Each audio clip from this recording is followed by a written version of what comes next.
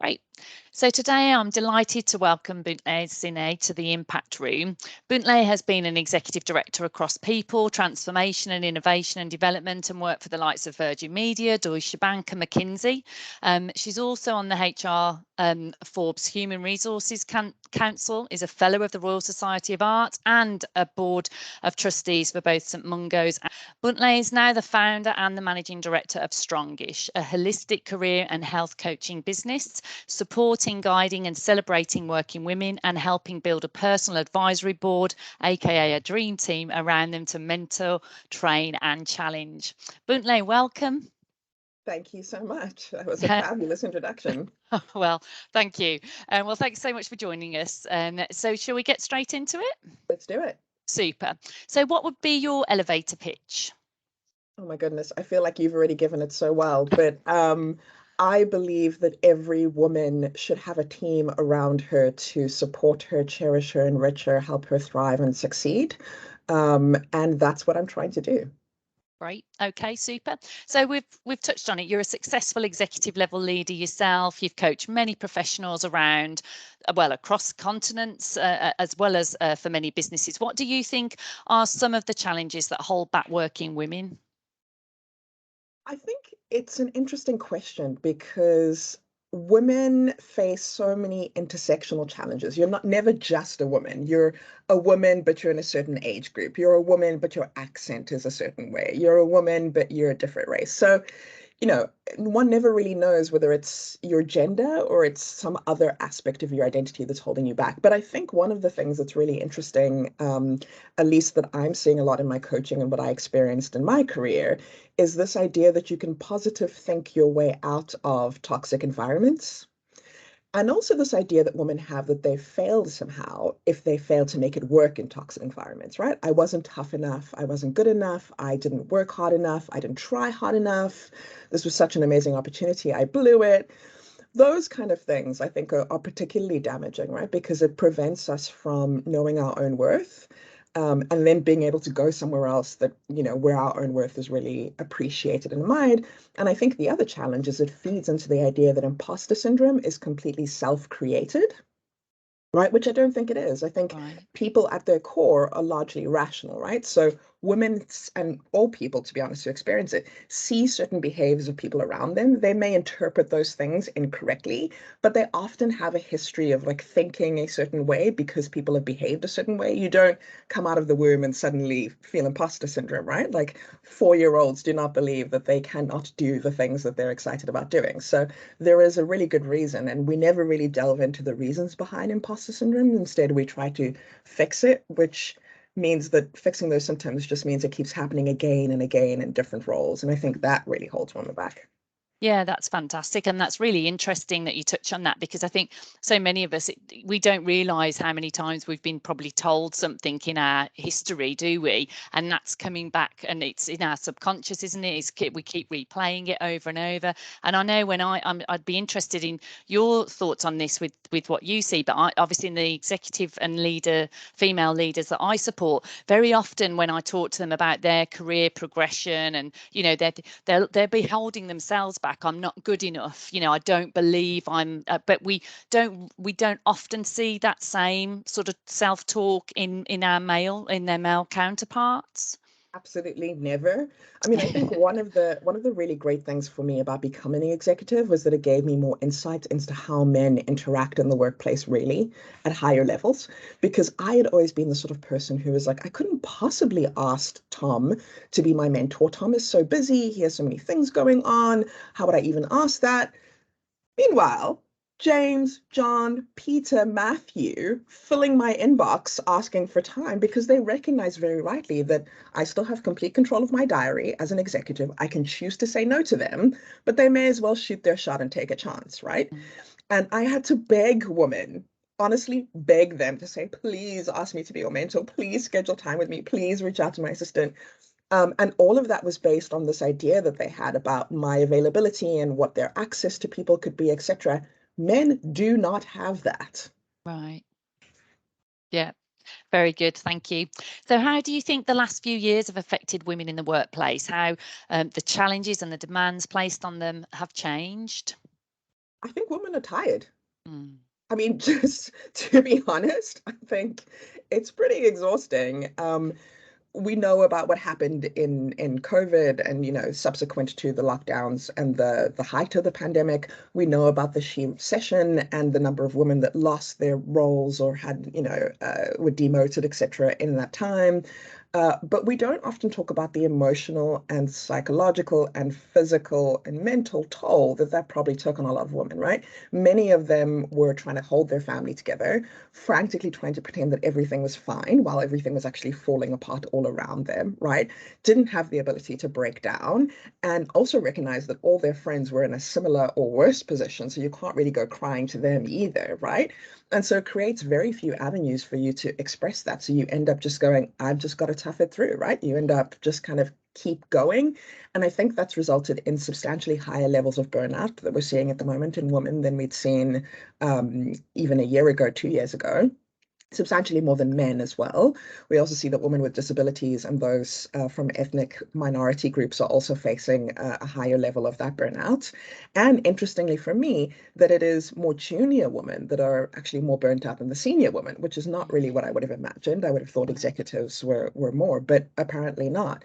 And I think that just general kind of being over it is definitely exacerbated by just reading the news, right? You can't be a woman who is literate and in kind of the Western world and not be looking at things around you and going like, oh, people definitely do not care about my rights. People do not, absolutely not. And it's kind of exhausting, right? Like I feel that definitely as a Black woman, this kind of diversity fatigue of also really being tired of people talking about DE&I and like, oh, they're going to do so many great things. They're on a journey. It just takes time. Like it's exhausting, to be honest. And you really begin to lose confidence in the systems and institutions around you. And I think that feeds into this spiral, to be honest, of burnout that many of us find ourselves in. Yeah, I can relate to that. Obviously, not all of what you've just said, of course, but as a woman myself, and I don't know about you, but I do feel guilty with bringing it up, and I feel like I shouldn't, and I don't want to. And again, I think there's a lot of women, I suppose it might be a generational thing, but perhaps, I mean, you touched on the junior members of staff. I mean, or the more junior leaders. I mean, do you know why that is? Do you get a sense as to why that is? Because it is a surprising sort of finding. So I'd be interested just if you could lean on that into that a little bit more. Yeah, so the data I've been reading largely comes from, leanin.org and Deloitte. They've been doing a lot of research on this, and they haven't specified why it's younger women that are experiencing the bigger burnout, but I have my theories on it. I think, it's been really interesting for me talking to women below 30 because a lot of their concerns are, I mean, kind of what's the point of all of this? Like, I'm never Right. going to retire. Right. I'm going to be working the rest of my life. My parents aren't that well off, and I know I need to be looking after them. Executive jobs are few and far between, let's be honest. I don't even know how to access them. So, how do people even get promoted? I have no idea. It just sort of seems like a guessing game. A lot of them are concerned about what's happening with the planet and really going like, everything's on fire, really, politically, socioeconomically. Yeah. There's a lot of external kind of macro forces that are Mm. feeding into them, sort of going, it's exhausting trying to fight all of those things. But at the same time, I think they have more desire to fight those things because they don't have the option not to. Mm. Not fighting those things means they don't exist, they don't have Yeah. voices, they don't, and they have seen that it is possible for things to change. It's just that there are certain gatekeepers that prevent them from changing. Mm. So I think that definitely feeds into it. Also, let's be honest, a lot of the people who are getting furloughed were not executives in big Mm. organizations. Yeah. A lot of the cuts that organizations have been making have been to middle management, lower managers, whole teams in HR, talent acquisition, comms, media, often roles where there's lots of women in those roles, right? We know also that a lot of the cost of living crisis is going to be borne by women who overwhelmingly have a single parenthood burden that others, do not often have. So all of these things, I think, feed into it. And executive women at least have some financial cushioning for it, right? Not a lot, don't get me wrong, but at least there is some. They may have a home that they're paying the mortgage for, but they have a home, right? They may have a partner who is working. They may have children who are a bit older. So there's a bunch of things I think which contribute to it just being a lot tougher for more junior women.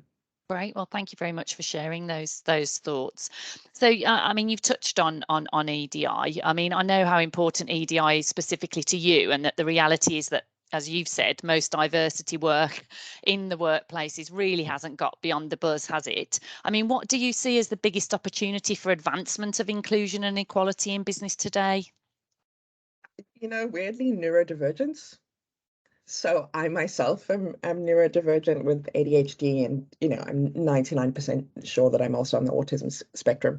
But I believe that that is one of the areas where there are so many people in the workplace who are scared to come out as neurodivergent, either because they're dyslexic or ADHD. All of these things are classed as learning difficulties, learning disabilities, things that people imagine will put them in a poor light in their workplace environment. But these people are also dramatically different thinkers, view the world in completely different ways, create opportunities for organizations who are trying to find something different to thrive.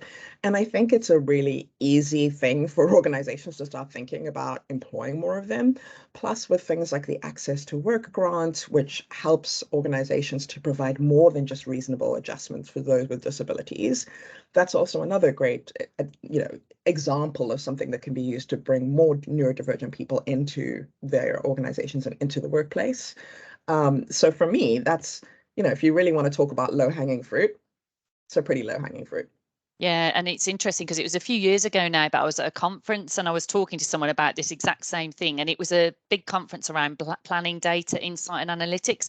And that those type of individuals can sometimes, I don't want to put them all into one area, but they do have a way of thinking and being very analytical or coming at data and insight very differently, don't they? Sometimes for those, and there's such opportunities in that sector. They can't hire a lot of the time. Honestly, I think that there's opportunities even in HR. I think the way that people who are neurodivergent would approach human resources or communications or even executive leadership would be completely different. Everyone has this idea of people who have autism being, really inarticulate, really unable to communicate, but here we are having this conversation, or people with ADHD being unable to focus or being disruptive, etc. But again, I find very different in the workplace. So I 1000% agree that neurodivergent people just think differently because our brains just work differently. Mm. And that could be applied to data, but also to people challenges, but also to environmental challenges. I don't think there's any part of the workplace there can't be, which is exactly why I believe, we should stop treating neurodivergent people as some sort of like superhero commodity, like some sort of savant who can do whatever. But, as you say, right, like there are different ways of analyzing and looking at the world that they can bring. Yeah, great. Good points. So, I mean, just looking back at what we were talking about earlier and sort of, how people are perhaps struggling at the moment. I mean, do you have one piece of advice for an organisation who wanted to improve the health and opportunity strategy available to their leadership team, or perhaps even, their more junior members based on what you said? Mean, offer free therapy is genuinely the thing that I believe. Offer to pay for people's therapy, no questions asked, no manager sign off required. You get 10 sessions, you can use them how you want with an independent therapist somewhere else in the organization, right? Because I think a more PC version of me would have said something about a coaching scheme or a mentorship scheme. But the reality is the coaching is forward looking, right? It's focused on here's your goals, here's the success I want you to have. How do I set you up for that? It doesn't deal with the traumas or challenges that you're struggling to get through yourself from the past. And I think that past baggage definitely comes back again and again and again unless people resolve it. And we have this idea somehow that people can, again, positive think their way out of mental health challenges, and also that all mental health challenges are a crisis. Mm, Whereas they're not, right? Like saying you are having mental health difficulties does not mean that you should be, sectioned or that there's something, horribly wrong with you. mm, It's the same in some cases as someone who has a cold, right? They have a flu, they need a bit of rest, they're going to recover, and it's going to be fine. In some cases, it's more serious, but I really think that organizations can prevent it from becoming more serious by providing that safe external space for people to be able to talk so they don't need to burden their families, so mm. they don't need to burden their colleagues, and so that we can also stop expecting managers to be people's therapists, right? Because we tend to have this idea that managers are supposed to listen and understand it. So I'm like, sure, but they're human beings and they don't have qualifications in this. And some of them may be concerned, like I was always really concerned about doing more harm than good. because I think I'm super well-meaning. I think I know what I'm talking about. I think the advice I'm giving is good, but you never really know that information. And no one who reports to you or works in the same organization is really realistically going to be that open because you're a person of power, right? Even if you're a middle manager or a junior manager, you're a person of power in that organization. You have influence and you have the ability to the next time someone's talking about that person to be like, oh yeah, they came to me, they're really not doing so well, they're struggling, not even in a horrible way, but these things tend to pick up speed in unexpected ways. That's a really good idea, and one I hadn't sort of come across before. So great again, thank you for sharing. So when you look back at your career, I mean, who do you have most to thank for some advice, mentorship, or guidance which really helped you? It's so strange because the first person that comes to mind is someone called Colleen Higgs, who was my very first boss in publishing, actually. And I started as an intern in publishing with her. And on my first day, I was so excited because I was like, oh, I'm going to change the world of publishing. I'm going to be a commissioning editor. I'm going to read manuscripts all day in this wonderful romantic life. And halfway through my first day, she said, this is absolutely not the job for you. And I just sort of went like, oh my, how could you say that?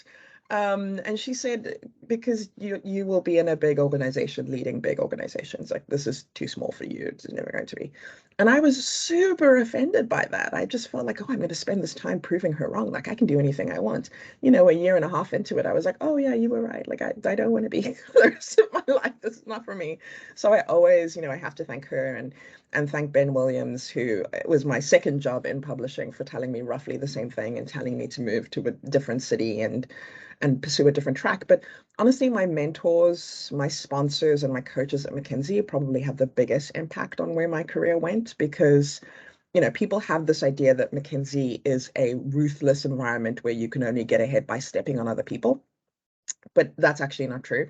The only way you can get ahead in that organization is to lift people up and be lifted up, right? So you have to have support of more senior people who are really in your corner to be able to get. And, that has its own challenges as well in crowds, out crowds, clicks, favoritism, whatever, right? However, I found some incredible mentors, sponsors, and coaches, most of whom, if I'm honest, 85% of them were men and white men at that.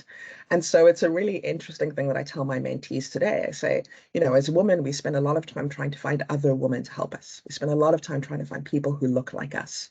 But there's not that many people who look like us. And some of the people who don't look like us are the ones who have the power and have the power to help us as well, right? Like lean into that, get help, use that help and support so that you can help others, right? Like get pulled up so that you can pull other people up. And some of those leaders honestly told me amazing things that, I think about every day. I was telling someone last week, one of my very first mentors, Fiona Ladrin, told me, never care so much about the project that you stop caring about the client.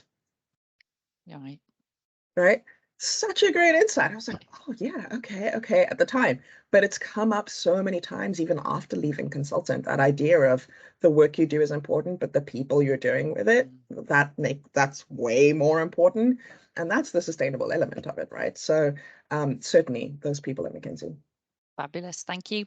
And what advice would you give to someone then who wanted to thrive at a strategic director level or board appointment?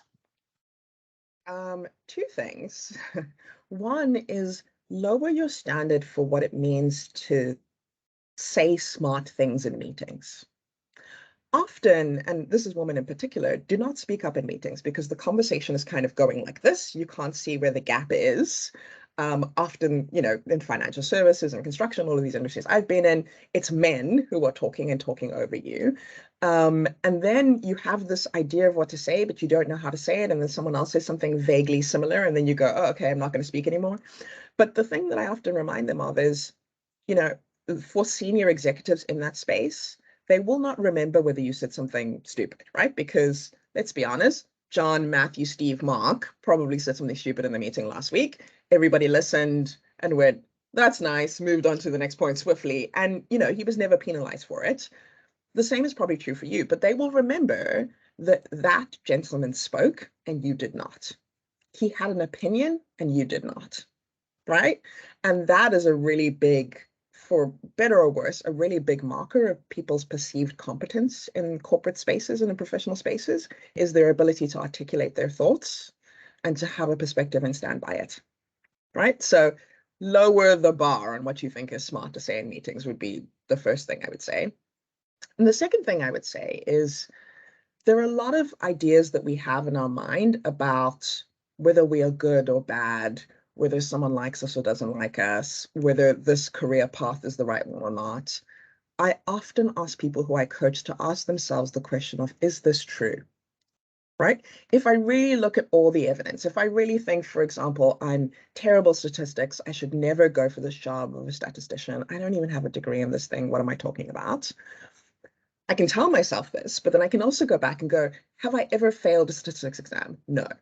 Do I have 3 years of statistics as part of my undergrad? Yes. Did I do statistical analysis as part of my work? Yes. Did I do advanced methods of, quantitative economic? Yes, I did, right?